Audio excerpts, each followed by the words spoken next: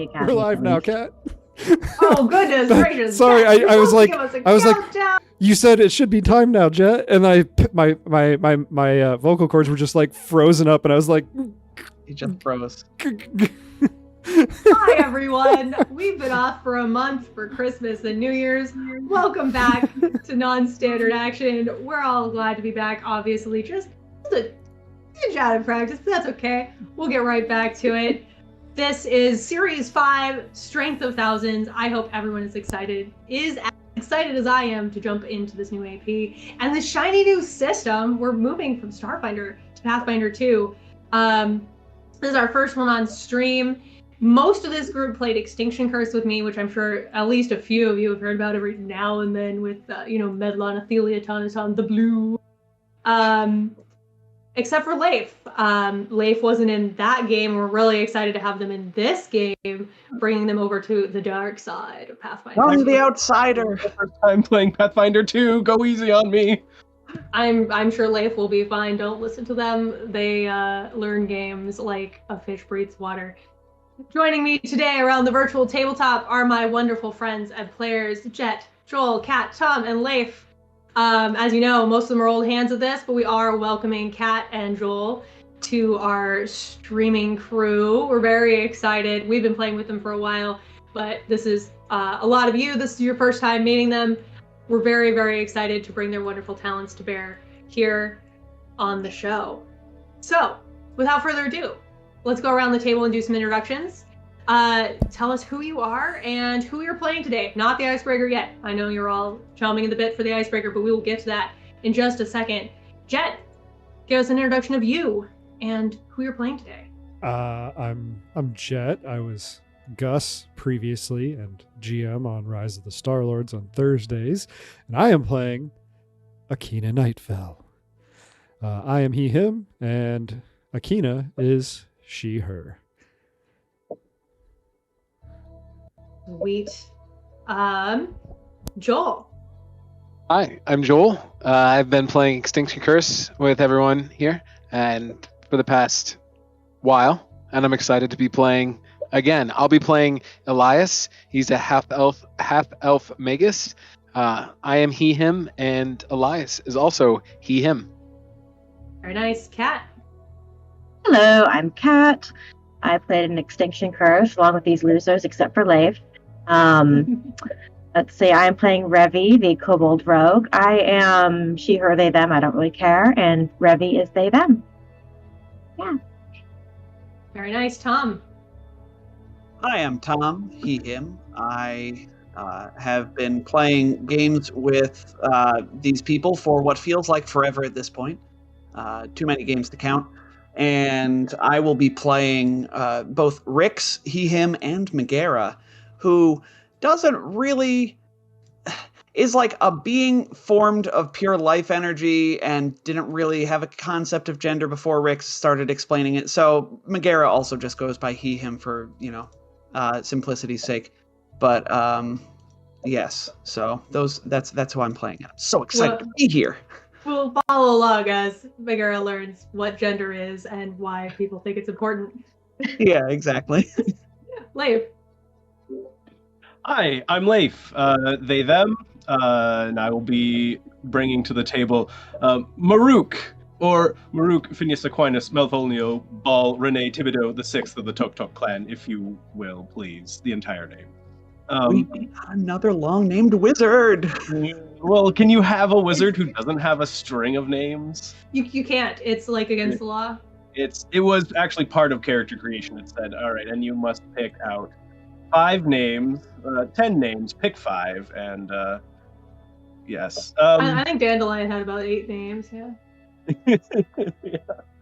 So, yes, just very excited to bring a spellcaster to the table. I don't know, some old-time watchers of the show will know that I have a theme, and that theme is just soldier. So, Full stop. happy to break the mold. I guess I can't really say full stop. They always have some weird, like, primary second skill that just makes no sense. Like, oh man, Iris was a charisma soldier. That was a lot of fun to make work. See, If you were not here for the last game I ran, Threefold Conspiracy, and you want to see Leif play a charisma soldier, go check out Series 2, Threefold Conspiracy, on our YouTube channel.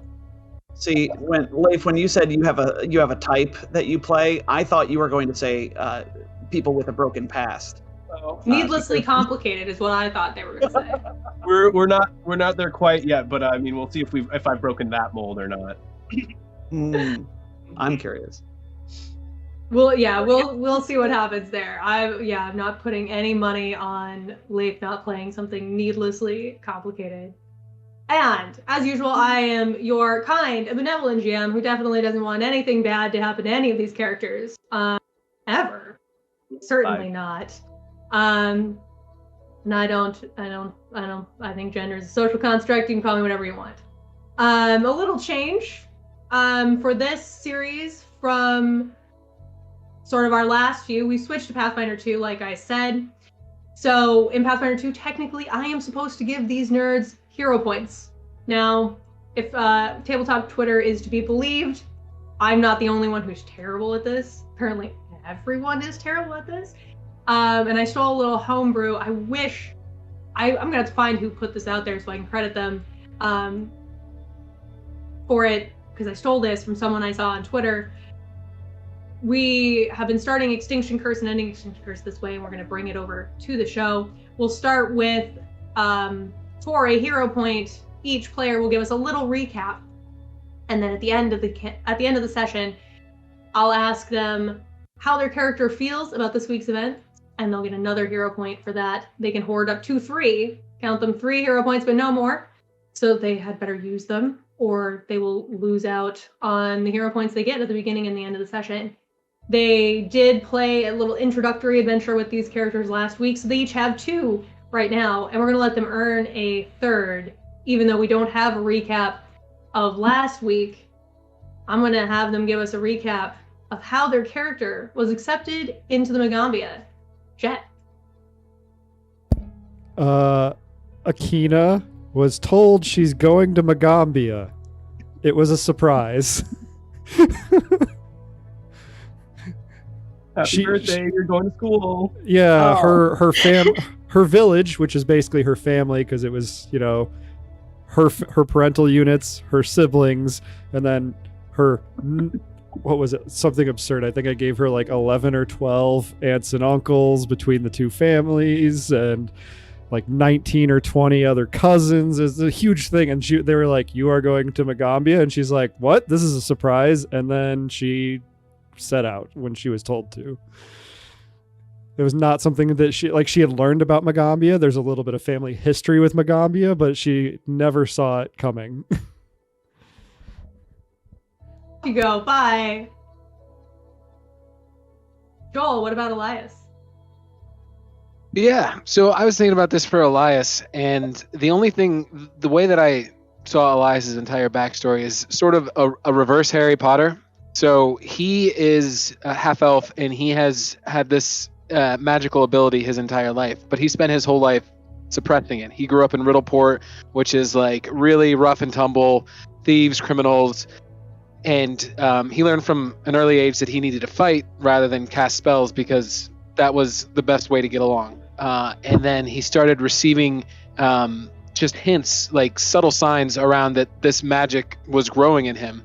And then out of the blue, he received a letter inviting him to the university, and he wasn't sure whether he was going to accept it or not, but the letters kept persisting, and it became evident to Elias that his future needed to go through the university. So that's how Elias is going to end up at the school. He doesn't know who sent him the letter. He doesn't really know exactly what's going on. So mechanically, the background's called Sponsored by a Stranger. So he really has no idea how he ended up at the university, but he knows there's something that's drawing him to the university.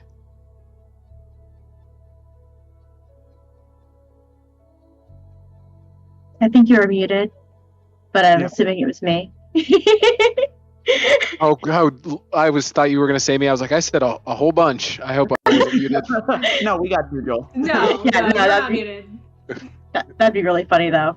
Let me just let you talk. We're just nodding and letting you Like all talk. sat I there was, and I was nodded. thinking to myself, information that would have been useful 20 seconds ago, but thank you, Kat. All right. So Revi just kind of decided one day to follow the words of a strange wandering sprite and go to a magic school that had books. Yeah, they didn't really have much guidance to get there. They just decided, there's books there. Why am I here where there is one book? There are more over there. Let's go. So their backstory isn't quite as complicated in terms of that. Yeah. Books, books are a strong motivator, I must say. I'm a How fan. about Tom? Aye.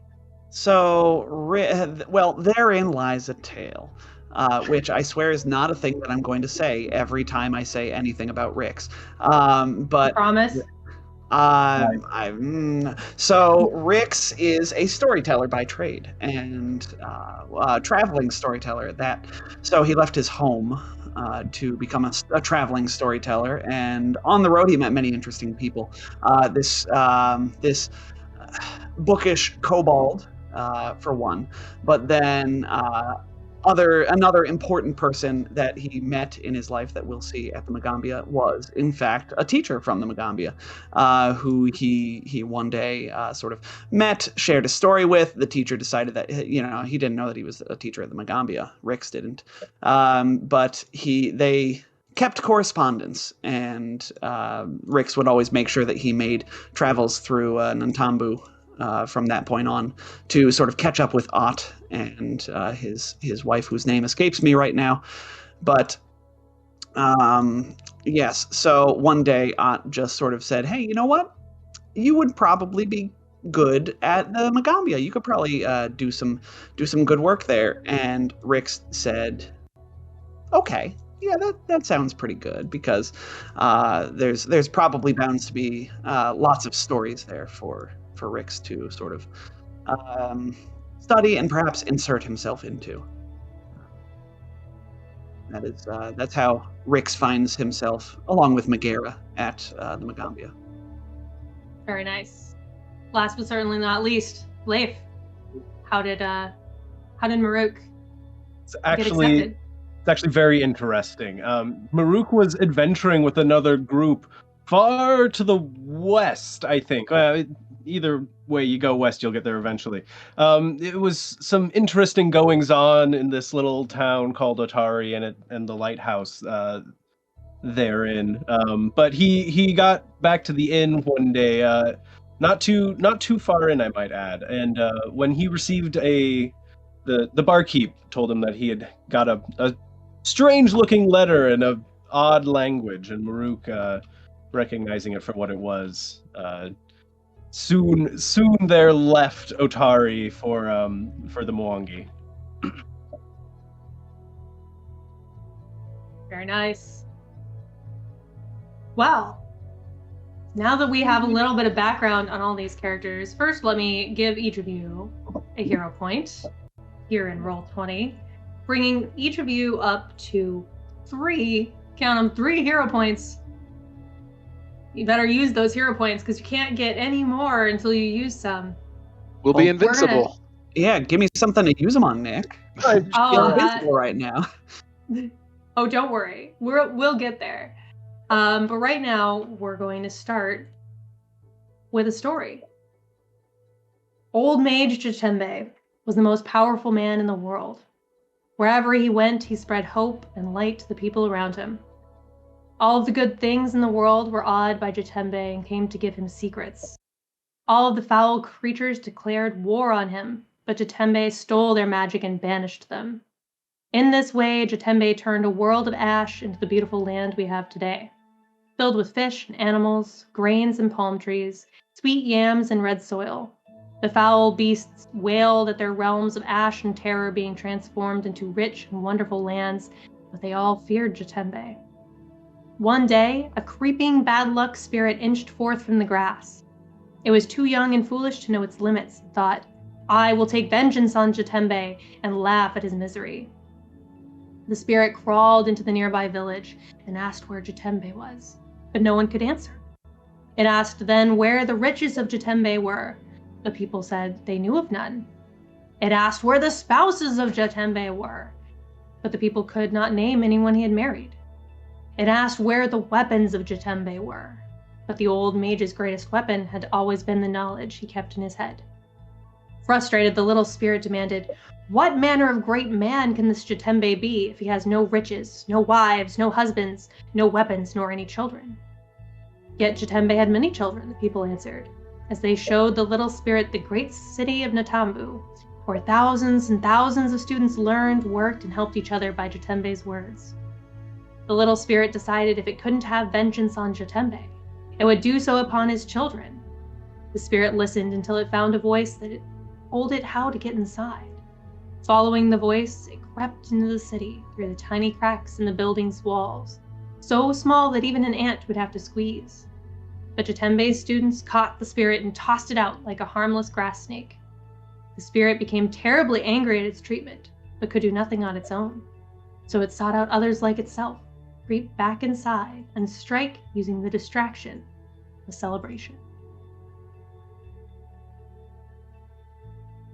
Meanwhile, our heroes have arrived at the Magambia as new students. And you've all assembled outside of an office belonging to Takulu At. I have a picture of Takulu, and I closed it like a fool. Here he is. Who emerges from his office to greet you. Welcome and kind hello, new students. It is my pleasure to instruct you. You may call me Teacher Ott. You are embarking now on a life of study and service. We see within you intellect, passion, and judgment. In short, the virtues to build upon the strength of thousands who have come before you. We follow in the footsteps of old Mage Jatembe, who showed us that the price of magic is the responsibility to better the world. Come in, and we'll begin the interview.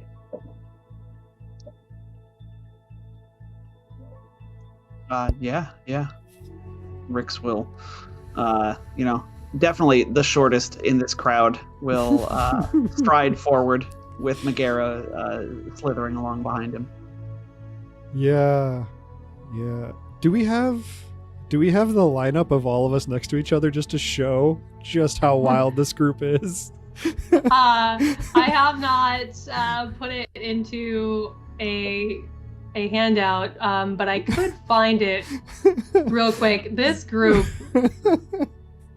I'm sorry, I swear to goodness, this group, friends, they just like to test me and be ridiculous.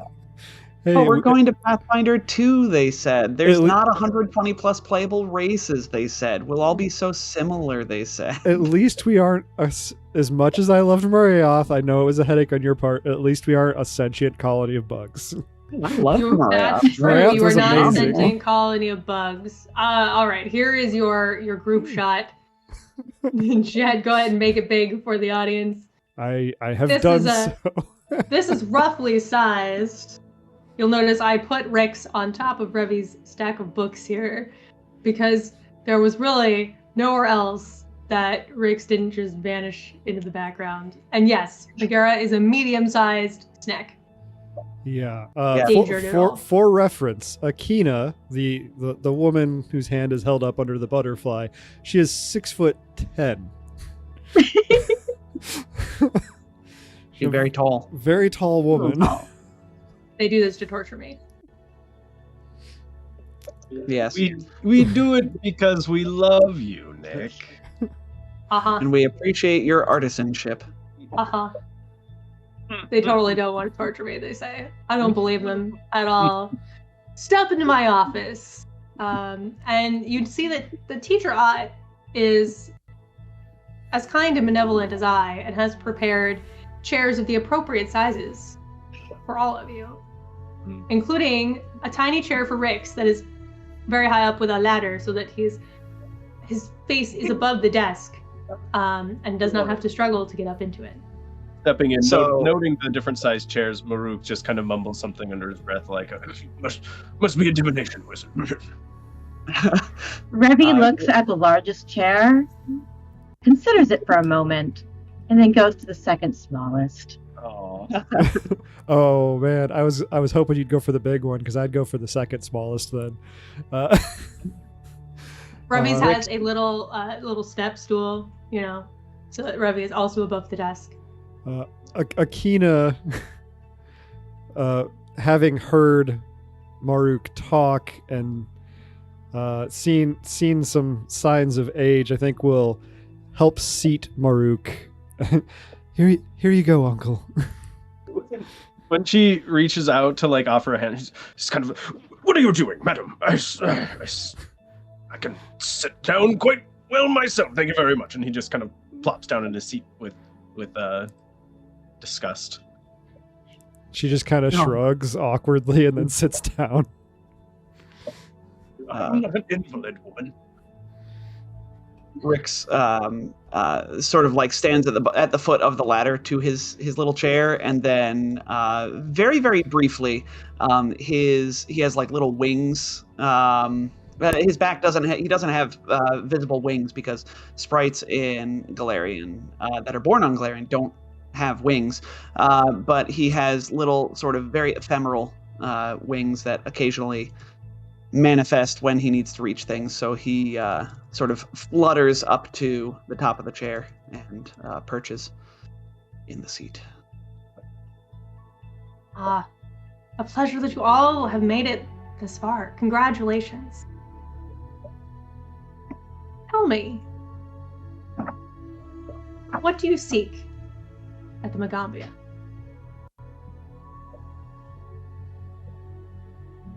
Looks around the group. A good story. Revy will nod enthusiastically at that.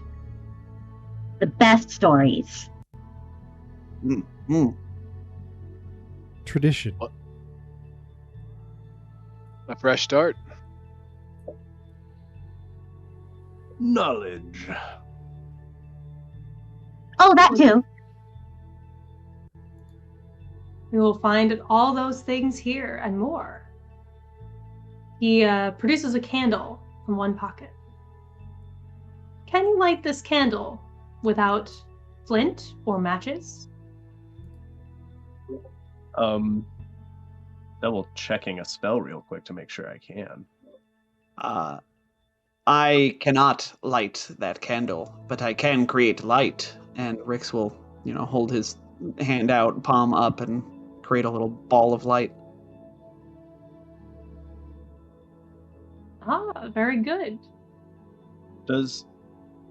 Remind me, I'm pretty sure prestidigitation allows me to light small fires like that. It doesn't anymore. It has 4 specific uses. It He has, needs spark, yeah. I So think is. Akina seeing Rix do that would be like, I can do that too, and she'll sort of tap her holy symbol that's hanging off of her hip, and it will start glowing as well. Very. Sometimes the obvious solution is not the simplest. I mean, Elias has produced flame, so Elias can point to it and just kind of take his 2 fingers, like lick them, and instead of putting it out, he can light it with produce flame. Very good. Very good. He blows out the candle and sets it down on the desk. What do you consider your greatest strength? Well, I can basically memorize any story I've ever heard. There's a really good one in the Wind Chimes of the Mist. I know that one by heart. I can relay a tale for you. It's about the great dragon Sicarariot, the matriarch of all the cloud dragons. She first arrived in the terrible uplands and found a land wanting for her influence and guidance. And she just kind of looks around excitedly, or they, pardon me, look around excitedly and then stop awkwardly. Akina was looking very interestedly. as was Teacher Rod. Uh, Revi might realize at this point that she has come to a place filled with her people. Their people. I apologize. I'm gonna jump on that or mess up on that. I'm used to playing a she. My connection to Adanye. That's my greatest strength. My ability to captivate people with a good story. And Megara will, nudge Rix with his tail. And your connection to me, correct? And Rix is like, oh, yes. And my fantastical friend here that is the source of my powers. And my quick wit and great intelligence, of course. And Maruk just kind of chuckles, and then kind of like this booming voice, kind of seemingly out of nowhere, but kind of centered around his bird, says, "And your great humility, I'm sure." Oh, come now, Lucius, please, not in front of the new students and Professor Art. We each bring our own unique talents. It's in recognizing them in each other we gain our strength. Yeah, Takulu coos and calls forth a blue quail that flies around the room. Says, "Can you get a feather from this bird without plucking one?" Megara, would you maybe speak to it? Megara will, I don't know if it speaks, Megara only speaks Sylvan, so he'll just, talk to the bird and say, I don't suppose you would give us a feather. The bird doesn't seem to speak Sylvan. Yeah, that's fair. Could using Akina's nature skill, could she possibly try and coax the bird down and just not try and pluck a feather, but maybe there's one that's loose that that's already just kind of stuck in there, but not like it has come loose but not like drifted free or something like that. Yeah, you want to try and like snag one? Yeah. Yeah, give me a nature check. So. Oh, with an 18. Yes, you do. You want to describe how you I think she reaches into her. She has a satchel. Like mechanically, it's a backpack, but I'm picturing it very much as a satchel woven of some sort of a fiber or like a silk. And she reaches in and she rummages around for a little bit, and she pulls out some the biggest darn crickets you ever did see. And she like breaks off like the legs and stuff, and she kind of coaxes it down to her hand with some food, and as it's there she just sort of gently is petting it, and as she's doing that, I think a feather comes free, and she just thank you, little one, and she'll let it fly away after it's done eating. Very good. Sometimes a gentle touch will achieve much. What most interests you?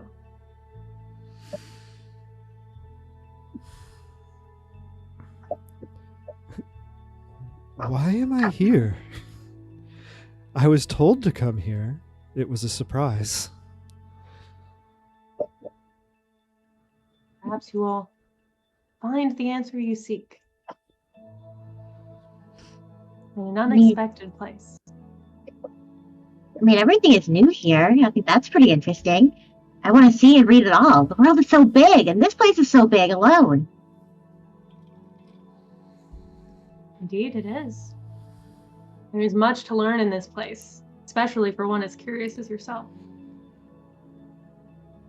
I like to get my hands dirty. I don't I don't know what it is. There's just something about building and using the tools that I was born with to create something new. So I look forward to unlocking whatever potential this place sees in me and putting it to good use.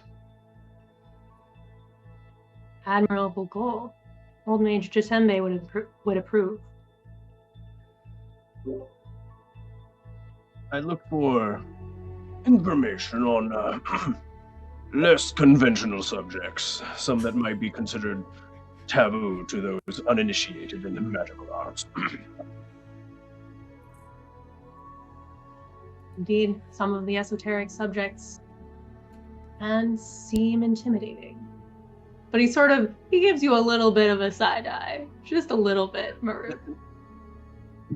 Not so much that the others would notice, but you see the little bit of a I'm watching you glimmer in Teacher Ott's eyes.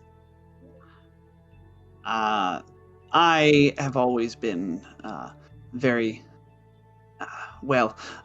adept at telling stories. Megara here is my first attempt at getting some of that storybook magic, if you will, for myself. I am interested in chasing more of that and seeing what good I can do with it. So, an admirable goal. Another test. Pikulu presents a small, harmless Gurundi shovel snout snake with distinctive scale patterns. Man, I made it through shovel snout snake and then messed up on scale patterns. And places it on the desk. Can you get a secret from this snake? Megara regards the snake. Rix will similarly, I guess, could I also use nature to try and coax, to try and communicate with this snake, / try with Sylvan? Give me that nature check. Okay. That's a 17? Yeah, with a 17, you notice a hidden spike on the snake's tail that would escape casual notice.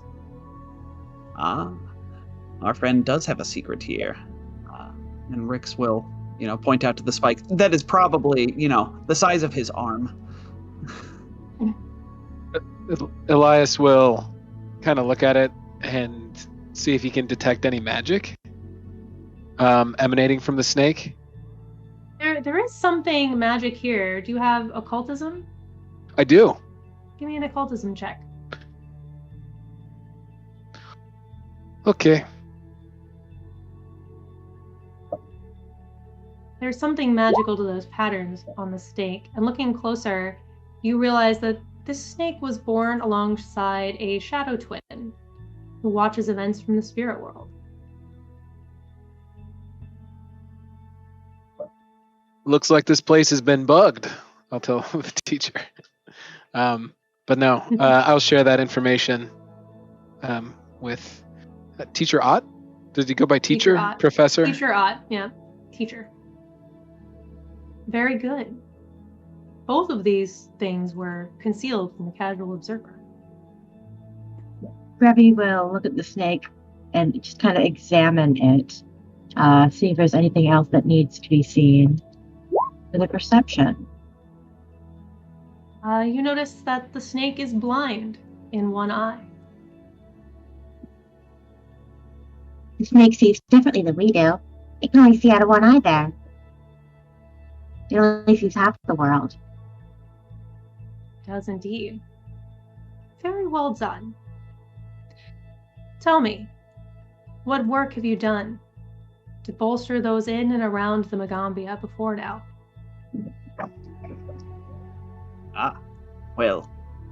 As you know, I have been, for some years, a traveling storyteller. I have brought tales of wonder to the people of the Mwangi Expanse. He asked about the Magambia specifically. He did. But you could have definitely brought stories here as well. Yeah. It's in the Mwangi Expanse. So yeah, that's what Rick says. Indeed, your stories bring joy to all who encounter. Oh, And wisdom. Oh, you.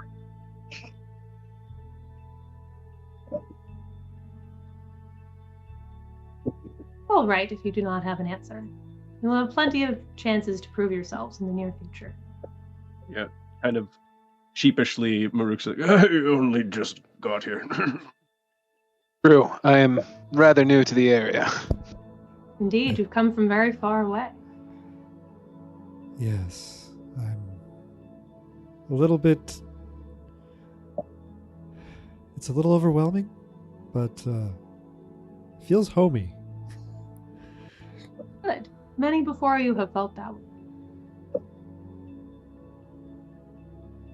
Another test. Can you soothe the soul of this bone? He lays a bone on the table.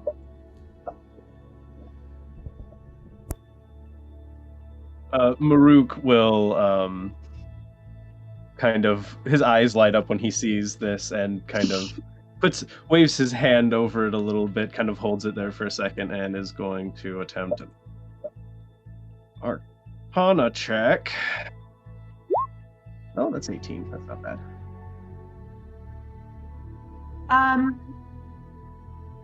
There's nothing particularly magical about it.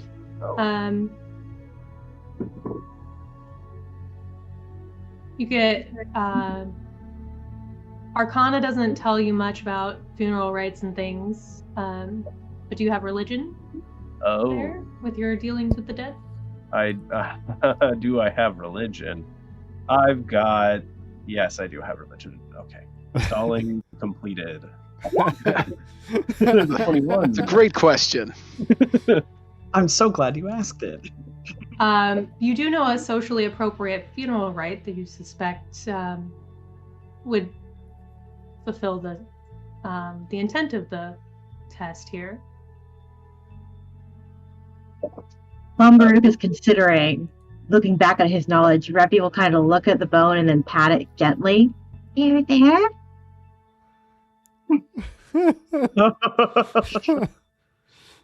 Pedrot smiles, but does not comment. Rix will reach across and poke Revy, and Revy hears through touch telepathy. That is about as much as I could have done as well. Kind of side eyes you both, and then we'll do the perform the rite. Very good.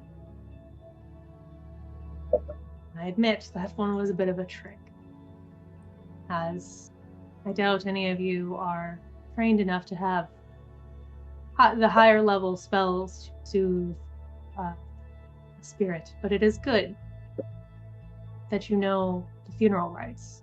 It is a valuable place to start. Tell me, once you have attained that which you seek, what goals do you wish to achieve?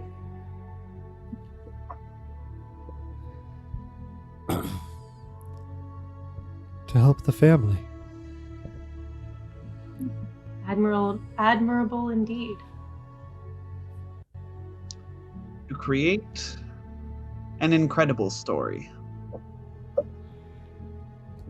I'm sure you'll have no trouble there. You've already embarked on the beginning. When you say, when Akina says family, Elias kind of picks up a little bit, and he says, "Yeah, I like the sound of that. I'll take a family." He says, I want to leave where I came from, and I want to find a home here. I want to learn from the school, and I want to take what the school can teach me, apply it back to the area, and I don't know. fresh start right here. And yeah, I'll take it, family. Old Mage Jatembe considered all of his students to be his family.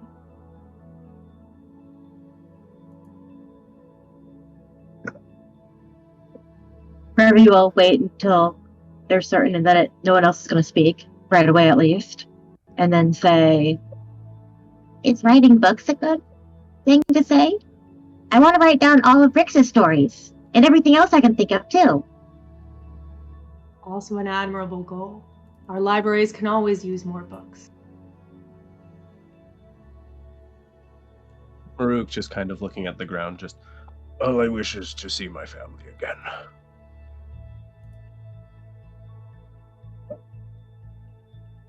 I hope you can achieve it. One final test. Can you make this stone dance by itself? And he lays a rock on the desk.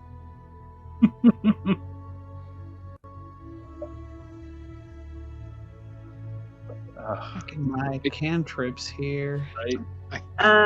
Anyone have mage What do you hand? consider dancing? Oh yeah, Oops. no. That's perfect. Use your own judgment. Rix will take a little breath, not a deep breath, and shoot a line of electricity at it so that it starts to shiver and shake. Using their kobold breath.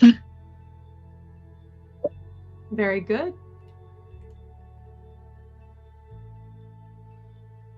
A clever solution, to be sure.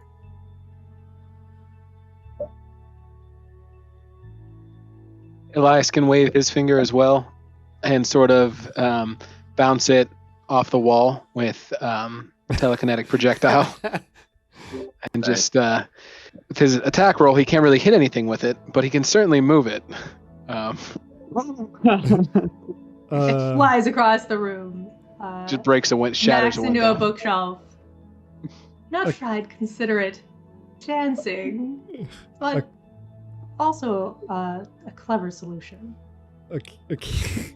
Akina will just sort of gently stroke her holy symbol and just lift the rock off the ground and then kind of drop it and then lift it a little bit and drop, just jiggling the rock basically. Very good. Purely on the y-axis. Yeah, purely.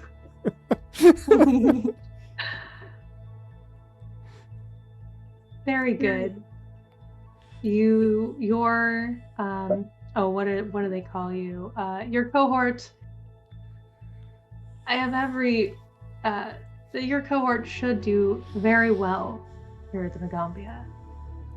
Kalu magically conjures a set of glowing symbols in the air.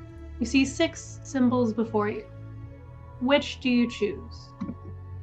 You see a flickering candle, a set of balanced scales, a multi-pronged key, pursed lips, an open hand with an eye in the palm, and a running hourglass. Oh boy. Can you say them again? Here, I will also copy them over to the chat for you guys. A flickering candle, balanced scales, a multi-pronged key, pursed lips,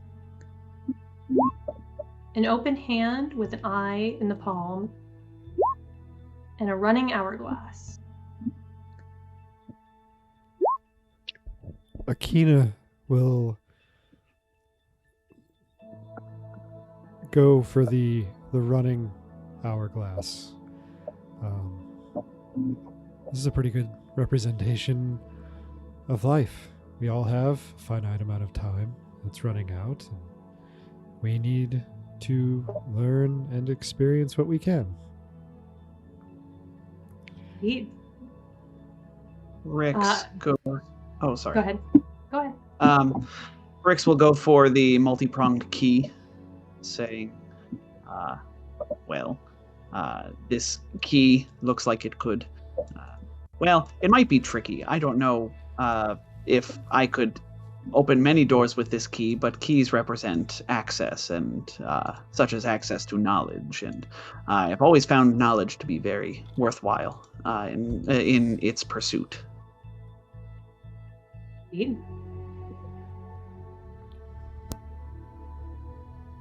Do we each have to pick a different one? You Do may we? pick the same as one of your compatriots. Revy will look relieved and then choose the multi-pronged key as well. Good choice. Maruk selects the open hand with the eye in the palm. Very good. And Elias? Elias, I guess we'll take the running hourglass. I was gonna joke. Elias takes the pursed lips because he likes Yeah. switches. Yes, he does. It's they time say. you know that about me. They say pursed lips sink ships. There's one thing you need to know about Elias on session 1. It's he likes mackin'. Hmm. You each gain a cantrip, and as that you can cast as an innate spell. You get to keep this cantrip until you learn to cast another cantrip from any other source, which is likely to be at second level when you acquire your fancy new multi-classes. At that point, the greater magical lore you've unlocked will replace this minor spark of magic. Rix and Revy gain Mage Hand. Maruk gets Shield. And those two are arcane. And Akina and Elias both get Stabilize as a primal innate spell. I was, You feel this I was little- hoping mine was stop time, but I will take stabilize as well. Yes. 10th level. Can't have it all. Yeah, you can't have everything. Sadly, it's life is hard. And then, as you feel this spark of magic take hold in you, Teacher Ott looks at you all seriously and says, "At the Magambia, we seek to understand our differences. Where others might dismiss a trait as irrelevant or troublesome, we understand that the things that make us unique in life are key to who we are as people. It is who we are as people that defines our magic. Sometimes it is things that are different about us, things that societies have taught us to hate, that show what our talent will be. To the north, people say that children with white or red hair have strong potential for magic. Here in Natambu, we recognize that left-handed people are skilled at undoing spells. One student of mine is terrified of butterflies, even though he considers it ridiculous. Yet in exchange for this fear of fluttering whimsy, he has one of the most orderly minds for games and strategy I have ever seen. Sometimes we do not understand our magic, and that lack of understanding causes pain. People who are uncomfortable in their own skin are incredible shape changers, but often feel unsettled until they recognize the shape they were meant to be. Those who feel an urge to jump from high places often become frightened of themselves, but they are simply channeling the untrained will to fly. Sometimes our talents are not revealed by happy means." Teacher Ott's face becomes somber, and he continues. "One student here had a family who planned her life from birth to death, punishing her when she deviated the slightest bit. She only found freedom in the thought of her grave, and as a result, the dead began to speak to her. Here she has freedom to choose her own path, but her necromancy remains strong. You don't have to share, but I want you to ask yourselves, what about you defines you, even if others rarely notice it? Is there something inside you that pulls at you, perhaps defying rational explanation? As I return to my first question, who are you, and how can that person best be guided to grow?"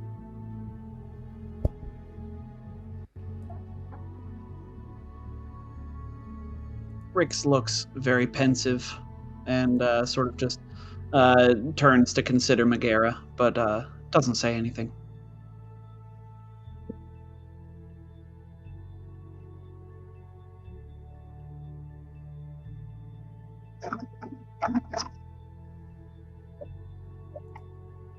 Rivy will look again slightly awkwardly between the others in the room and then finally say, I'm Revy. That's all I need to be. And that'll change eventually. Someday I'll add more to my name and it'll be great.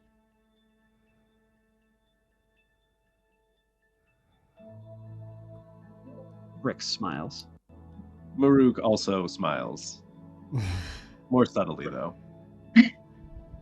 Yeah, I think that gets a smile from, I imagine, everybody.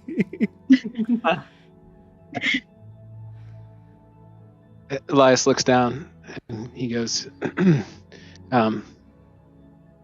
my father was a good man, and he's not here anymore, and I wasn't sure where I was going or what I was going to do, but I got the letter to come here, and I'm going to be his legacy.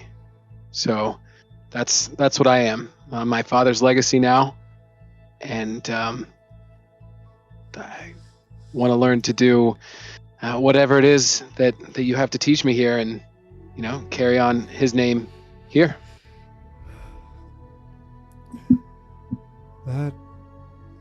That sounds good to me too. My family has history here, and I don't know if I'll be able to follow in those footsteps exactly, but I think I'm going to try my best, and hopefully one day I'll be able to go back and help my still living family.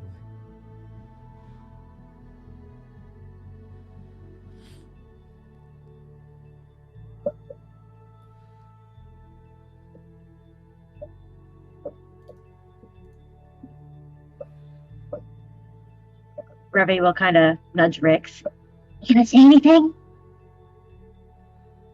Oh, no. No, I didn't think so. He said that we didn't have to respond. So I was I was sort of using it as a moment of contemplation and inner meditation. After you say that, Akina will look at Megara. How about you? In Sylvan, because Megara's talked. Of course, yes. I suppose I am here because, Rix is here, and his life force sustains me and brought me into this, gave me manifestation, as it were. So, who I am is his guardian and his friend, and I hope that we will grow together here. You should take some different classes. See if you have outside interests. Oh, you see, we can only be 100 feet apart, so it gets kind of tricky. Maruk starts having flashbacks. Oh no. Oh, God. All right. Cool. If you don't have an answer now, but think on it. Gujarat stands up and hands each of you a yellow and blue bead of glass. You're expected to wear a string of beads at all times to identify yourself as initiates of the Magambia, both to let the people know that you represent the school, as well as to identify you in case you should get in any trouble. Incorporate this bead into your string, as it shows my role as the teacher who admitted you. Maruk may be a little more excited than should be at the shiny small thing. Welcome to the Magambia. Your cohort will be housed in the Spire dormitory. Directions to the Spire dormitory. Quick question. Yes. This bead, are we given a necklace to wear, or are we just supposed to incorporate it into something that we... Your characters may have already known about this requirement, especially yours. Think of it like in Game of Thrones, the maesters have their chains. You guys have these strings of beads. Okay, I just didn't know if like everyone has like a necklace and then you add beads to it, or if it could be incorporated to other jewelry. Someone is pinging on Teacher Ott's photo here on the start screen. He does indeed have a string. I imagine he would have many more beads than this art suggests. Indeed. So it looks like he has like 3 here, but yes, you will accumulate beads as you go through the Magambia, and this is your first bead as initiates. Like the lanyard they give you at freshman orientation. Yes, except for you're expected to actually keep it and wear it. You know. Of course, yeah. No, but this is like way cooler than the land that they give you at freshman orientation. So to clarify, do they give us a necklace to wear it with, or do we have a necklace like we came here with a necklace, or what? Well, and you can incorporate it into a string of beads you already have, or you can start a new one. I think Akina will take off her necklace and she will put it on and sort of put it in pride of place, like right dead center, and just sort of pocket one of the other like metallic beads that she had on there, and just put that in a pouch. Teacher Ott will give you a necklace to put it on, should you not already have one of your own. Wherever you would rather like that. It doesn't fit on their scarf. Yeah. And maybe seeing just how excited Maruk was for the shiny bead, the metallic bead that she took off, instead of pocketing it, she'll just kind of hold it off to the side and be like, "Uncle, would you like this?" Ooh, he just kind of plucks it out of her hand, and he holds them both up together and kind of just like, before he realizes he's making a fool of himself, and then he just, I mean, yes, quite lovely, and he'll work it onto the little tassels that he's got hanging off of his staff. On that note, let's take 5 for a bio break, and we will be back at 35 minutes after the hour. Don't go anywhere, folks.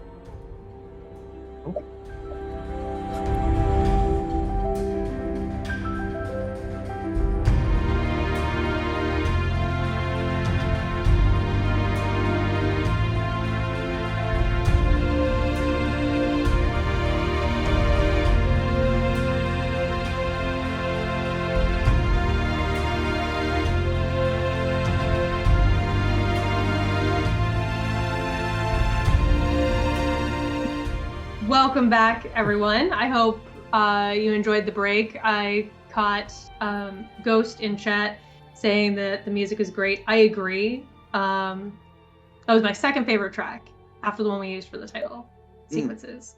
Both. But Tom did a great job going through the giant audio library that he has and picking out some really great songs. You mean making the sounds with his mouth? Yes, that. Of course. He's been playing the whole time.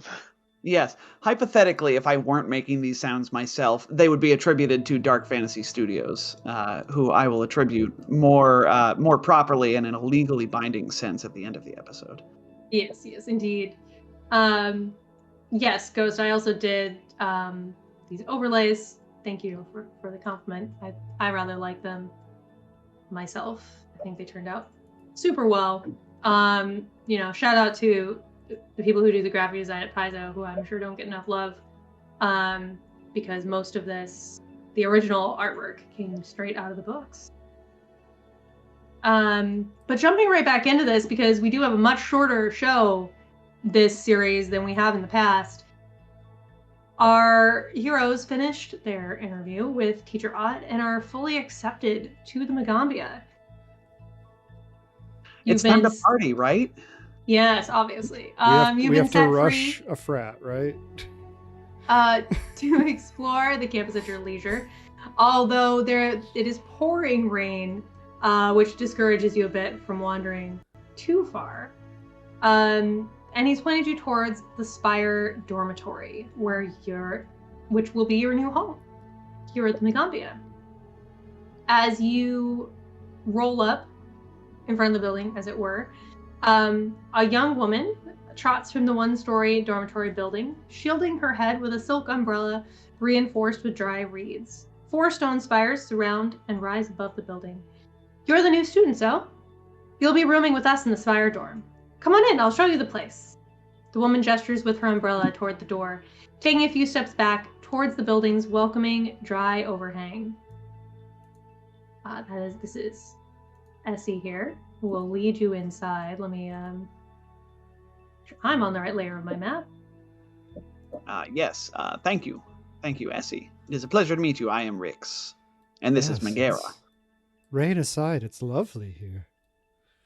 Oh, yes, the rain is quite common. A catfolk sprawls beneath the eaves of the dormitory building, a sliced and sticky mango laying on a cloth on his chest. He looks up from licking the juice off his fingers, his mouth spreading into a toothy smile. Care for some mango? He says cheerfully, while gesturing idly to the fruit. Or if you prefer something to cheer you up from the rain, I have some wine brewing in the back of my room. Don't offer them your moonshine, Essie scolds. Maruk. This is Chazare. Don't become a slacker like him. I don't need to study. Everyone's with the best magic. Everyone says so. Chazare says. Essie here is trying to run the entire school.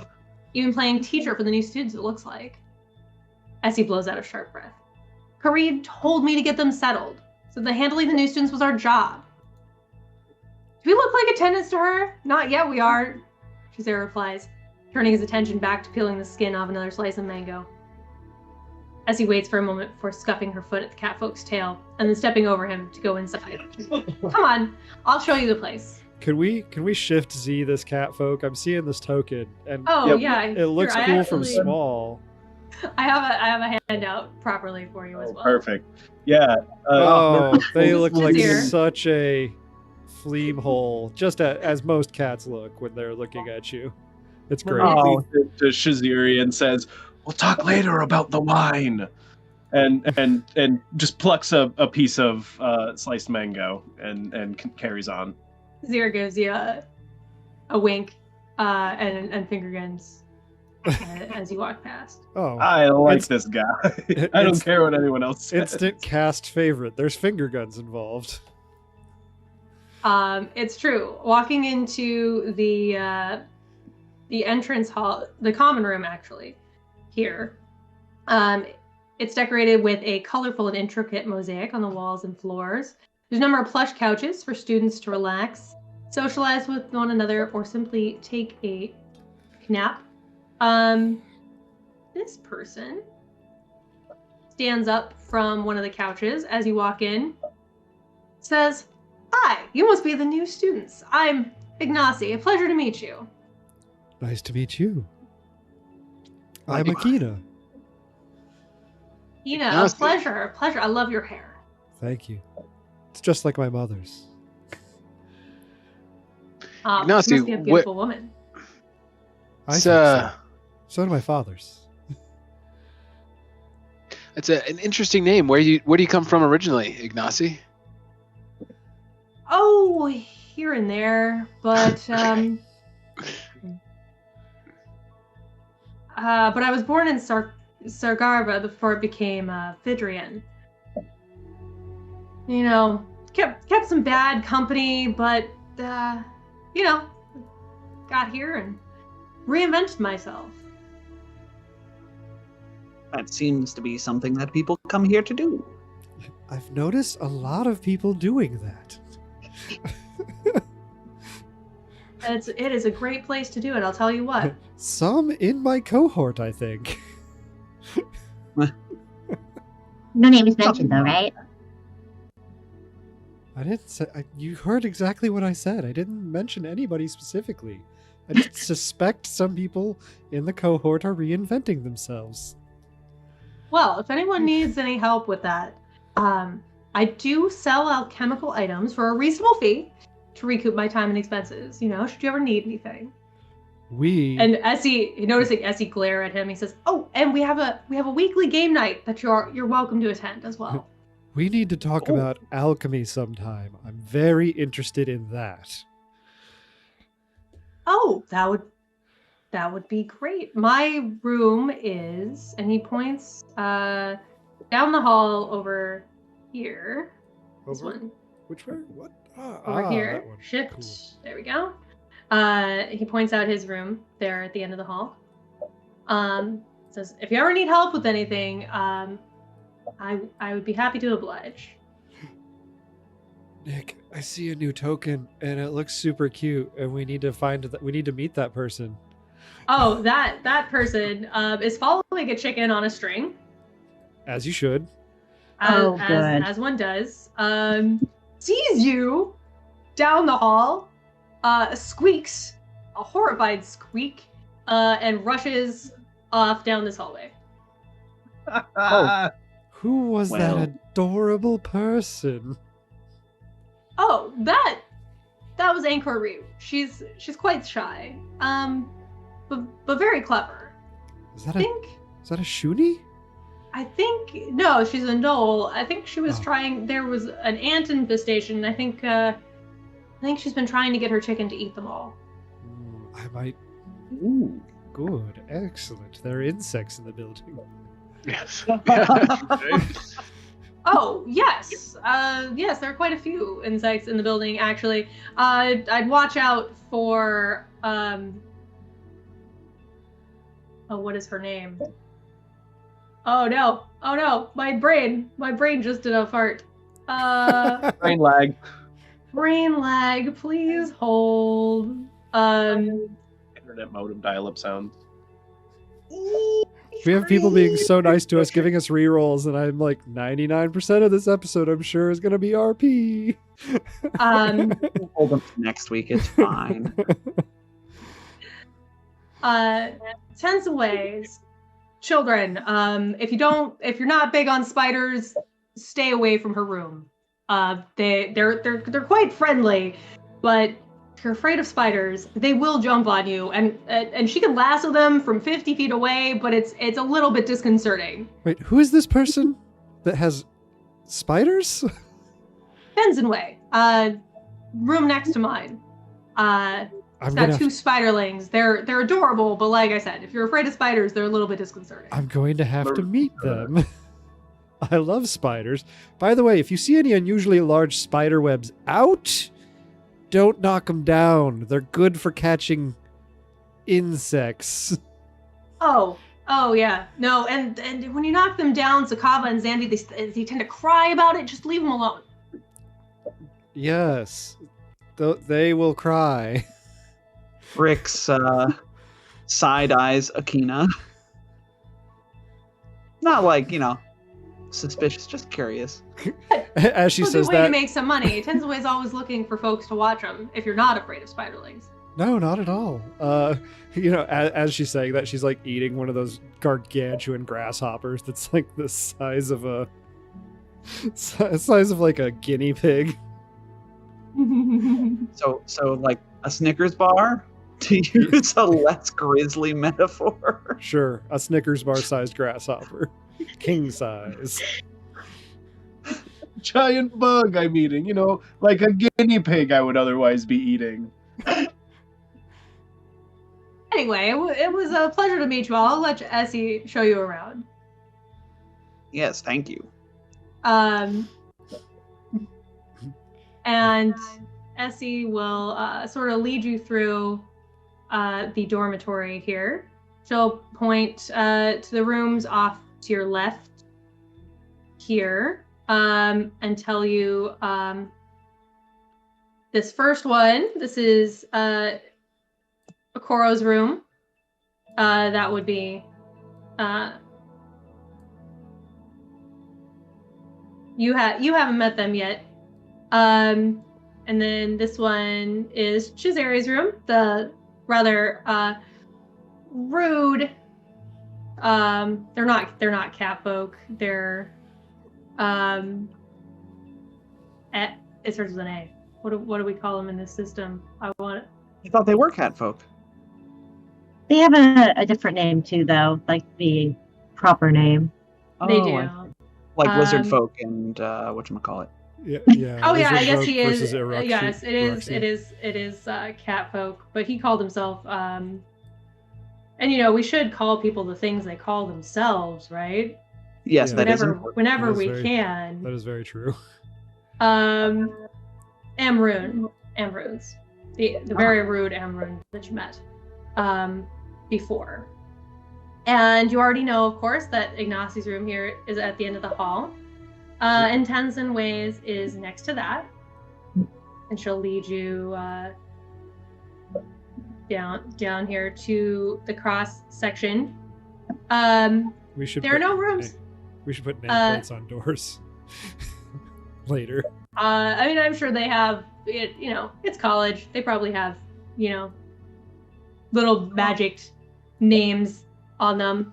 There are no rooms off to the side. She says, gesturing to her right over here. There is a bathroom and a washroom down at the end of the hall there. Your rooms will be this way.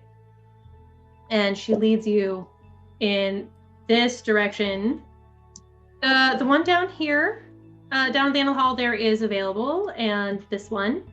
And she'll, Anchorroot has vanished shyly into the ether. But she'll also point at this door. In fact, she'll open this door here. If my roll 20 would cooperate. But I have a gliding layer. Thank you. She'll open this door, show you one of the rooms here.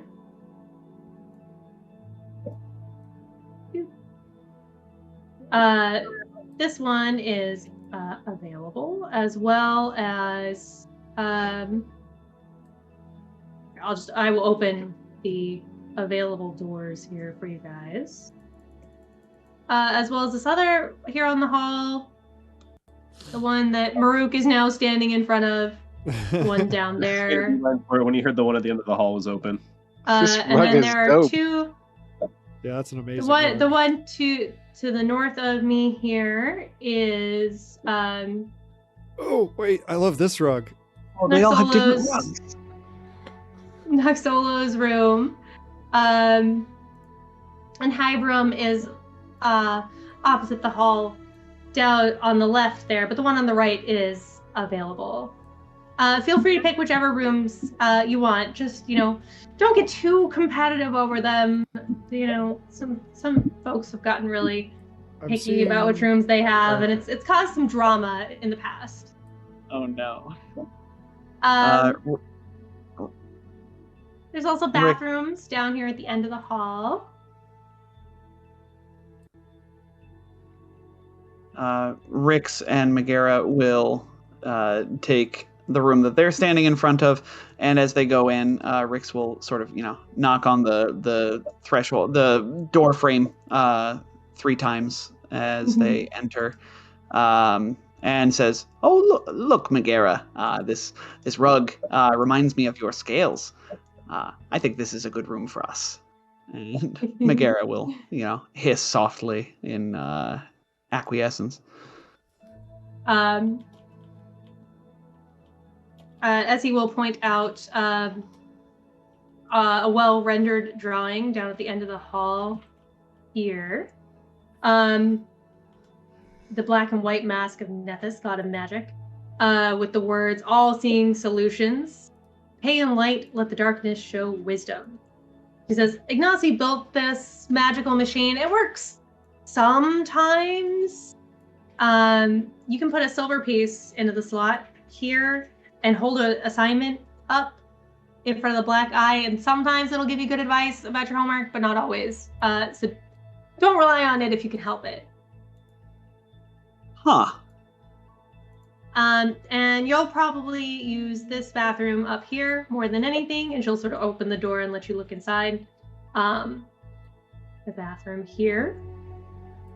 So we go with this large pool of than water, right? The west bathroom. And the laundry room is to the south. You notice a few heaps of clothes that have been here probably for months. Just that heap is the lost and found. People will throw stuff in there if they find it and it's not theirs. For some reason, I thought you were going to be like, that heap is Samuel Jones, and it's just a sentient pile of clothes that lives in the laundry. No, but did I see you step inside? I stepped inside the bath, I think, is what it was. Yes, when you step inside, these little critters Oh. There are critters. These little critters hop out of the laundry Oh no. and jump at you. Roll initiative. Oh, Good critters, please. right? Obviously, we're rolling initiative. They wouldn't be bad. Roll me some initiative as these critters jump at you. I imagine they're menacing or something like that. They're terribly menacing. Oh boy. I'm not seeing critters. They're in the back. Oh, there they are. Are these the spiderlings that I'm gonna babysit? No, these are Oh, these little guys. they're little origami froggies. They're beautiful. They appear to be made of laundry, and they're jumping at you. So is this room up here? Is this the laundry or is this the bathroom? So 50. This is the east bath. Okay. As does the bath itself is actually through the second door here. Let me. Okay. That's where we do our business, and then. Yes, this is the laundry room. The right here. Okay. And then this is the bath.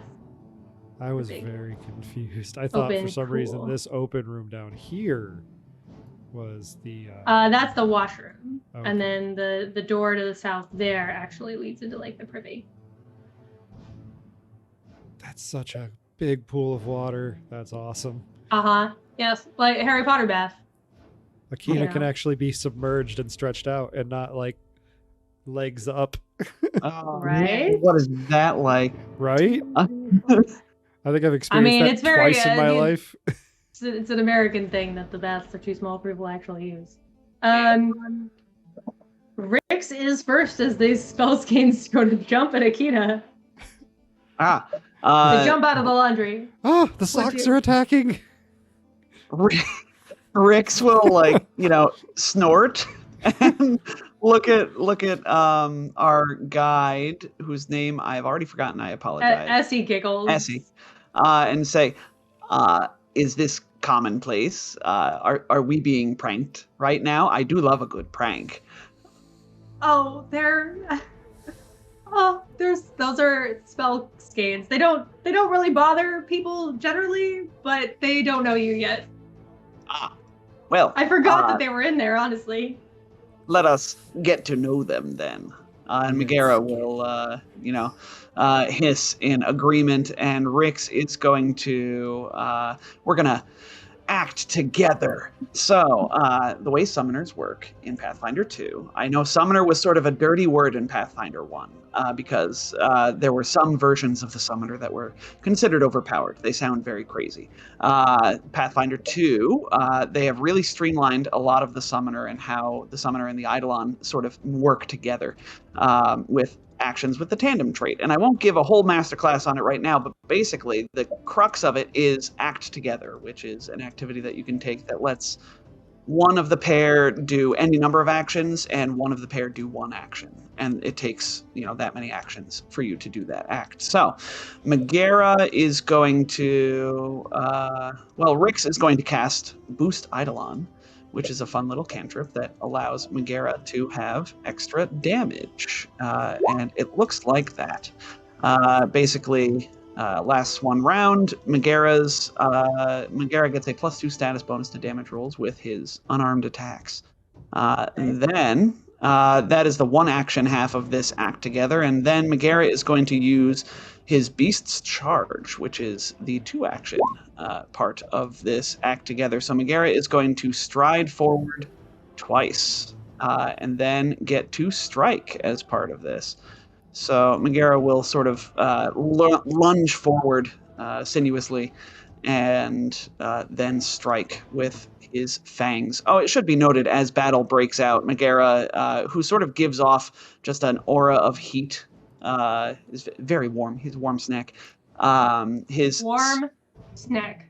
A very warm snack. I know snacks like to be warm normally, but this is an abnormally warm snack. The spines on his back sort of catch flame just a little bit as the battle breaks out. And Megara will strike with fangs, not with the fiery spines. Just thought that was cool to mention.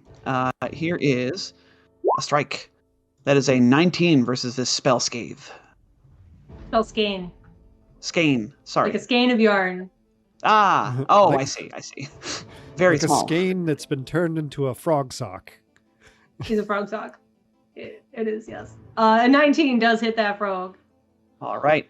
That frog can take 9 points of piercing damage. As he sort of gasps from the back as you smack that spell skein real hard. And then Megara will lash out with his fiery spines this time. The second attack of the round. That's a 22 to hit. 22 to hit. Oh no. Dude, are you hitting the same spell scheme? I am. Megara eats a sock. Yes, Megara eats the sock. Oh, Megara doesn't eat the sock because he didn't bite it this time. He rakes it with the spines on his back. It sort of flutters into a bunch of little bits of laundry on the floor. Smoldering bits of laundry. This is fire. Now I feel bad. Smoldering laundry. Betsy, can you just stop it? I don't want to kill them. It feels mean. If you Megara. just sort of grab them and bop them on the head, they'll leave you alone, as he says. Well, you should have told us that first. I mean, they're Megara, not sentient. They're just little bits of magic that animate laundry. Like, that's fair. Just Pretty sort of sure cute. that one's gonna leave you alone. Yeah. Elias says. Murdered it. Megara hisses triumphantly. And that's our turn. Revy. Snake versus sock, and Snake won. Yes. Revy will do is an Arcana check to be smart against it. Sure. All right. Do a little Arcana check. Ooh. You know Ooh. most about it. Yeah, you're not sure really what those are. These are other magical than- juggernauts. what Essie just said. That they Yeah. Well, spell schemes. don't know much about that. Revy will take out. Don't know if I want to attack it. It's kind of cute. I mean, you don't have to. Boop Yeah. it. Essie did just say, if you grab it and sort of bonk it on the head, it'll leave you alone. You could stand in the back and giggle. That's also perfectly acceptable. Yeah, I think that's what we're gonna do. Stand in the back and giggle. Look at it. Jot down a note in their notebook. Elias. Elias is going to draw his sock bopper, as he calls it, his Soccer warhammer, bopper. and he's going to move up to. Unfortunately, right there. Oh dang! I don't have infinite movement anymore. I forgot about that. Yeah, that's my whole turn. Akina. Akina is going to be brave. Get in Elias's way and try and boop it on the nose. How do I boop it on the nose and make it stop? Grab it. So athletics. Yes. Eh. That'll grab it. That's- It sort of like pretends to be dead. It pretends to be a sock. And I boop it on the nose. I'm like, no. It gives up. And when you release it, it will just sort of hop away, unless anybody really wants to murder this sock. I put a lot of work into this macro. No, I'm kidding. Did I just like super try hard our first fight when I could have just like not fought? Uh-huh. Yeah. However, Akina holds it above your head, Elias. Like, no, you're not killing the frog sock. the one that you did kill, if you look down at it, was made of hand wraps and mighty blows +1. What? Ooh. Oh, What? did we just Okay. blow up? That's Who just incredibly leaves valuable. +1 hand wraps of mighty blows. Yeah. Who leaves these laying around? Magira, do you want some? I love the idea of instead of them being hand wraps, Magira just like climbs inside the sock and wears it. And Megara use gear? No, but Rix can, and Megara gets the benefits. We both get the benefits, so... But So effectively, narratively, yes. can Megara wear a sock? No, Megara is No, a beautiful, But ephemeral, symbol of life energy itself, Jet. He's not going to wear a sock. But it's adorable. It'd be pretty Uh, cute. Anyway, as he giggles, sorry, they're protective of the door. I forgot they were in there, honestly. Oh, It's that's... all good. I hope I did not. We did not offend the guardians of this laundry room. Oh no, they're spell skeins. They happen sometimes when ritual energy goes a little bit awry, it animates things. And with so many people practicing rituals, it just tends to happen from time to time. We have a Leshy garden too, from magic that's gotten out of control. This spell skein's name is Reginald, and he is the defender of this bathroom. Oh, Akina, that is not the best. Well, that's fine. You know what? You can assign. You can whatchamacallit. You don't want to name them, dear. It only makes it harder when you have to kill them. Shh. That's what I was Wait, what? thinking. Reginald would be great friends with Roger. Well, I'll let you get settled in. Your first what was it called? Your first assignment is tomorrow. Meet me out front in the first thing in the morning, and we'll get started. Okay. Oh, Right. oh! I almost forgot. I wanted to show you before tonight. Before we after you, I'll let you get settled in first. But come find me at dinner time, and I'll take you over to the dining hall, and then we can go to the what's the name of it? And then we can go to the supply store, Powder Pile, and get you set up with your supplies for the semester. Ah, lovely. Excellent. Thank you very much, Essie. Of course. That's what I'm here for. And I'll find the extra umbrellas so that you can stay out of the rain. Akina will offer a small bit of silk thread to Reginald, the spell skein. Reginald the spell skein will nom the thread belatedly. I love that you guys just named the spell skeins. Yeah, murdered course you one, did. named the other. Yep. Just adventure things. Rix will, Megara slithers over to Rix and says, I hope I did not offend. I know you said that they said it was fine, but I do hope that I have not offended the guardians of this dormitory. Oh no, Megara, you did just fine. You did exactly what your role is. You are the defender. Thank you for defending us. And he pats Megara on the head. Elias, you're the only one who notices, but as you're leaving this hallway, you notice right here there is a secret door. Secret tunnel. Maintenance I've already hatch, as it I've were. already laid down for the evening. I get back up and I tell everyone. I wait for our escort to leave, and I mentioned to everyone, I was like, I don't know if anybody's up for some mischief, but I found a secret door. Oh, Mischief. I'm always, Oh. I'm always Mischief? interested in secrets. Yes, mischief is fun. And he kind of does he looks behind his shoulder to the left, to the right, and then opens up the door. You find behind this hatch a cramped maze of decommissioned water and delivery tunnels beneath the campus.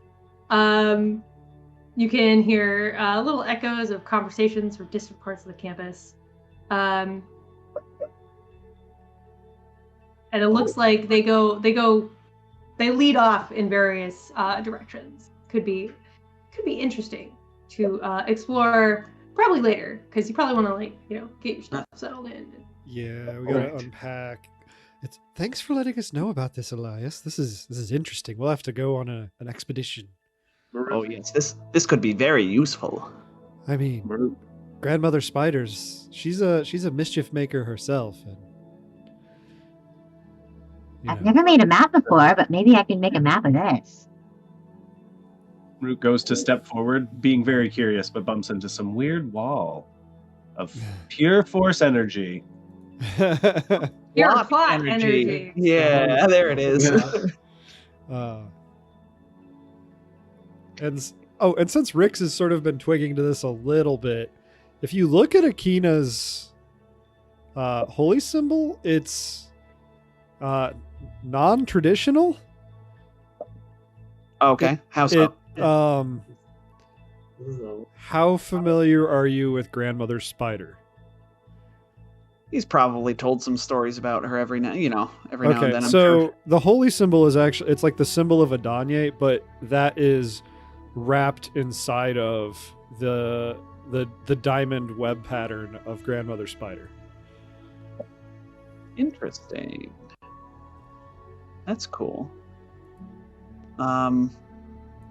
Yeah, I guess Rix will sort of mention to her, Akina, I could not help but notice that you carry a holy symbol. Are you a follower of well, I should ask. I'm not very practiced in religion myself, but who do you follow?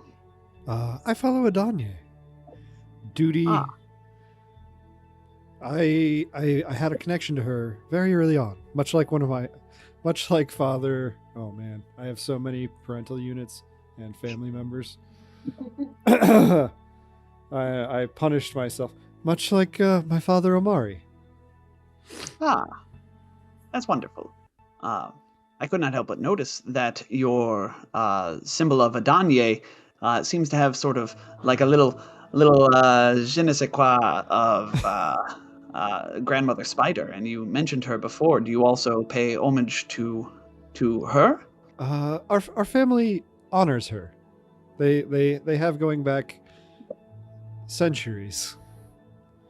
A wise thing. Grandmother Spider does love to play tricks, as you say. It can be best to honor and, dare I say, appease such capricious spirits. Yes. Well, it has been nice to meet you today. We will be going to get some rest now. Have a good night. Good night. But it's still before dinner. Oh, it is. Yeah, still we have to meet up with her. Everyone walks Yeah. off to their room, and I think Akina has second thoughts. She's gonna go back and get Reginald and stick Reginald in her room. Aww. Oh no! Adopts the spells gain. Yep. Cute. Session 1, we have a pet. I saw it coming with this group. I should have seen that you guys would adopt the spells gains. I don't know why. I'm just I thought sad you that one wouldn't. died. Stabilize on the sock. Nah, it's okay because it became my hand wraps of mighty blows, It did. Yes. It did. and that's pretty great. Those will be here for the whole adventure. That's important. They'll be with us. Yes, they'll be with us for the whole from level 1 to In level spirit. 20. I'll have to find a way to take a familiar and make it a spell skein and completely change my entire character plan. Yep. Flavor's a wonderful thing, baby. Smart. We should meet with Essie though before dinner, right? Isn't that what she said? Our next to do she was. said she would. She'd give you some time to unpack and pick out your rooms, and to meet her at dinner time, and she'd take you over to the dining hall, and then over to the supply store, the powder pile, to get your supplies for the month. Yes, all our free +1 weapons for everyone. Okay. Yeah. Joel's 3 epic level, like level 20 weapons. Yeah. Yes. Just any. It doesn't have to be a sword. Any weapon that talks is fine. We'll get them yeah. back from the previous Yes. campaign. Yes. They all have to talk. Dear listener, in a nutshell, Joel's last character, last campaign, was the only one that used weapons. So he got every weapon. Yes, and they made it to the end of Extinction Curse when they're like finding all these cool artifact weapons, and everyone's like, "Well, I don't want any weapons." Yeah. Hivedall I guess had you could one have weapon. it. Hivedall took one weapon, and he used it very rarely. It was the Stone Razor Javelin. Yeah. Yep. Anyway, sorry. Anything you guys want to tell us about getting settled into your rooms? Any special knickknacks or things you unpack? I know it's late to it, and we have shown a picture, but none of us actually ever described our characters fully, I don't think. True. We do have great art. We do have great art. Yeah. Yeah. My description will just be me, looking at my picture and then describing it. Yeah.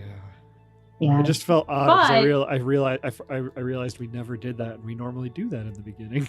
We do, yes. If you're listening on our podcast version, do make sure to go by our Twitter or our Discord and check out the fantastic character art that Nicola did of these characters. I reiterate my previous question though. Anything special that you guys have brought from home that you're unpacking? Yeah, so In your Revy has a huge bookshelf in their room. As soon as they saw it, they were like, yes, this is mine.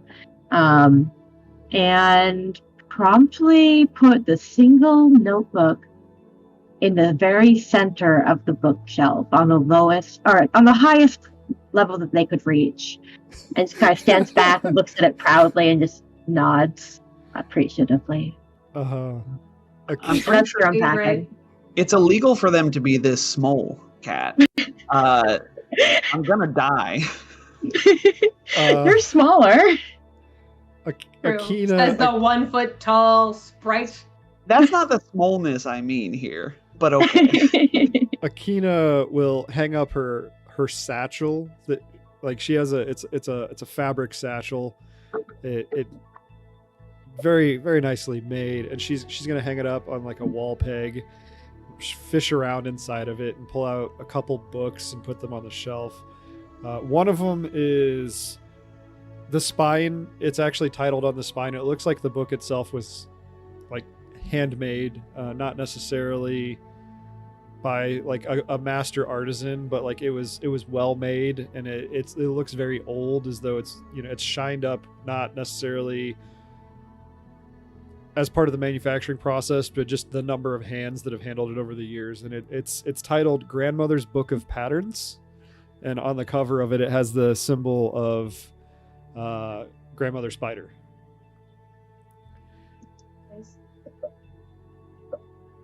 Rook will unpack his bags, places robes folded very neatly in the drawers and such, and then turns and makes sure the door is properly closed before he pulls a large black book with nothing on the outside and places it on the table and opens it up just to consider a few things. The page is all black with silver ink for writing. Produces also a writing set and a few other empty scrolls that he will sometime at some point turn into real scrolls. I'm so excited for you to meet the other necromancer. What? I mean, Necromancer? Necromancy? I don't know what you're talking about. Spoilers. What are you Geez. talking Other. about? Just because He Maruk also- was charged with practicing illegal charms on a goat. Unconventional magics. Still have not found the goat. No, Can't it was prove not my anything. fault. With Elias, he has probably a little bit louder unpacking. He was a blacksmith where he was from, and so he's taken some of his tools, and he's taken some of his equipment, but most importantly, he's taken his shield. His shield it's kind of an heirloom from his father, and so he'll keep that in a special place next to his armor in his room. Which there's probably not a ton of people walking around wearing armor here, but he is certainly one of them. Rick doesn't have a ton of possessions. He pretty much wears what he owns. Either he wears what he owns, or it is in his little bindle on his walking stick. So he sort of leans his walking stick against this table desk looking thing in his room. All of it is far too large for him. So when I say he leans it on, I think he flutters up to the top of the desk and gently lays the walking stick on the surface. And then Megara, meanwhile, is busy sort of pulling the rug from the center of the room over to the corner where he is going to create his nest. So you're gonna have to like take a pillow and put it in a drawer and use that for a bed. Yeah, well, actually, since you asked, Rix, in fact, is going to be snuggling with Megara in Megara's nest. Ah, very good, very good. He's very small. Yes, so that's possible for him to do, and that is So summoners can dismiss their eidolons, and then they can make like mental contact. Rix and Megara Megara prefers to just sort of stay out for the most part, as it were, out of the Pokeball, if you will. I was gonna say, all right, Pikachu. Well, I just realized there was something I forgot. She would pull out also some mechanically the equivalent to healer's tools. So like some bandages and salves and poultices and various other herbs. But these are it's less like cloth bandages. It's stuff that's made out of like natural materials. That sort of thing. Nice.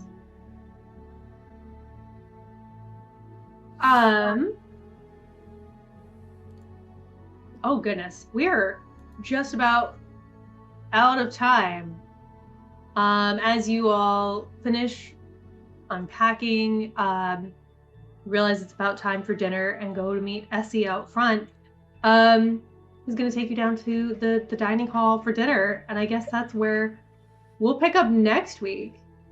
Is at dinner. I mean, it's a very important to the magic school curriculum to have the big dining hall. You know, the dining hall is very important in every bit of magic school fiction, right? Mm-hmm, mm-hmm, mm-hmm. We have to give you a dining hall. It is the place where scholars meet to discuss things. Come on. And before we go, Nick, there's one very important thing I need you to do. I need you to move Reginald into my room. I feel. Yes.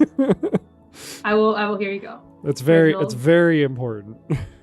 And we will also here. We're gonna Reginald save. There you go. Love it. Good. You have a spell skein named Reginald. Nice. So I think that's where we'll wrap things for today. But before we go, how does your character feel about today's events, Jet? A little bit overwhelmed. Feels honestly slightly more comfortable than they thought they would be at Magambia. They're anxious, relieved, excited, very, very happy to have Reginald in her life now. Makes her think of her good friend Roger, who we have not met, but all sorts of emotions. Nice. Joel? Yeah, Elias feels very uneasy here. I mean, he's not a bad guy, but he's definitely not a wizard. Doesn't see himself as a wizard, a witch, or a spellcaster in any way. And so the introduction of the people around here, knowing that not everybody is the cliche bookworm type, is putting his mind at ease, and he's thinking that he might have a chance to fit in a little bit better than he thought he would. Just knowing that there's a more diverse set of characters here than just what he had in his mind. Yeah. Cat. Revy is ecstatic to be here, and not that was kind of expected for them. They're glad that they got, I think it looks like it's the biggest room. Possibly. Yeah, it's one of the bigger rooms, and so they're very pleased about that with the giant bookshelf. Like, nothing could be better. And they're really excited for what's to come. They're not really thinking too much about not fitting in, even though they're not magically oriented at all, except for that one cantrip. They're just excited. Nice.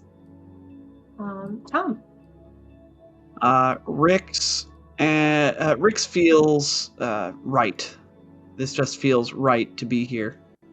He's very excited to get started, and sort of a big motivation for him coming here, aside from stories, was specifically a large part of his own story, if you will, his connection to Megara, and sort of plumbing the depths of that, and learning more, stretching, seeing where he can go with that. So he's very excited to start working that connection and plumbing his depths. Yeah. And Laith? Maruk is anxious and frustrated and impatient. He wants to get started already. He needs to get to the bottom of who sent him that letter, and also the items he is interested in learning about. And Lucius is just annoyed that his master won't stop pacing and give him a darn cracker already. He is very hungry. Must get with the cracker delivery service, man. He in fact yells at him at some point. You might all hear booming from the room, "Stop this ceaseless pacing and feed me already!" And give me a cracker. And just like that, we're done for the week. I'd like to take a moment before we say goodbye to thank Paizo, and more specifically the authors of this book, Kindled Magic, Alexandria Bastian and Eleanor Farron. Thank you for this spectacular content. I'm really looking forward to these guys meeting all the rest of the NPCs in this book, and getting to interact with them. Like I said, I'm really excited for Maruk to meet the other necromancer, who is just like totally his polar opposite. There are some delightful NPCs in this book, and I think you guys are gonna have a really good time. Oh, I want to meet the one with the spiderlings so bad. Oh yes, and also yes, there is another Anani with spiderlings that I think Akina's gonna get on really well with. But there is somebody for everybody in this group of NPCs, and you guys are gonna get a chance to meet all of them as you go through your public service operations in the next week or two. Tom, who do we have to thank for our music today? Well, of course, we have Dark Fantasy Studio, who does a bunch of really great royalty-free music. Specifically, Lightkeeper is our main theme for the intro to the stream. Sancta Terra is our break reel music. And yeah, today we played Over the World, and Dance of Death was our combat music. So, yes. Good stuff. As always, big shout out to Enicola for our fantastic character art. Like I said, if you haven't seen it, head over to our Twitter at Non-Standard Act, because action was too long. Non-Standard Act. Or come by our Discord. The channel is linked below the stream if you're not in our Discord already.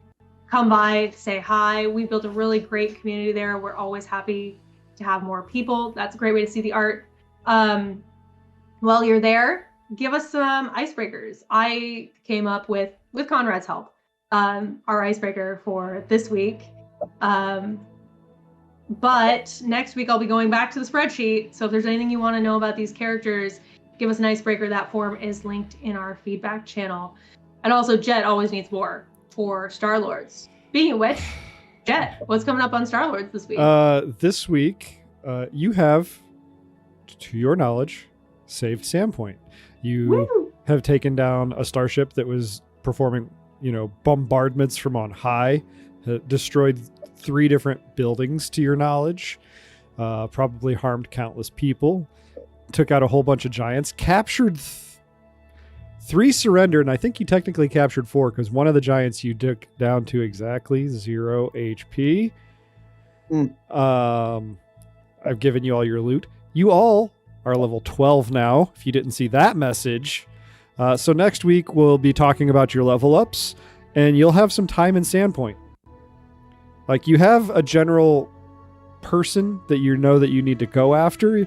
You have sort of an idea of where they're located, but you don't have a timetable. And this is the first time you've been back to Sandpoint in a little while, so you actually can go wild at home. We gotta figure out who this bear is that showed up. Yeah, you've got a new bear that you got to interact with. You've got old NPCs and friends and family to interact with. You've got work on either your ship or the downed ship that you guys knocked out of the sky. You've got options galore, and that's what we'll explore Thursday. Very, very nice. I'm excited to get into the second half. I think the second half of the Rise of the Starlords AP is just perfect. It's wonderful. It's very well done. That is it for us for this week. So without further ado, it's time to say goodbye, everybody. Goodbye, everybody. Goodbye, everybody. Yes. We'll see you next week for episode 2, Public Service. Until then, may your allies roll 20s and your enemies roll 1s. Stay nerdy out there, folks.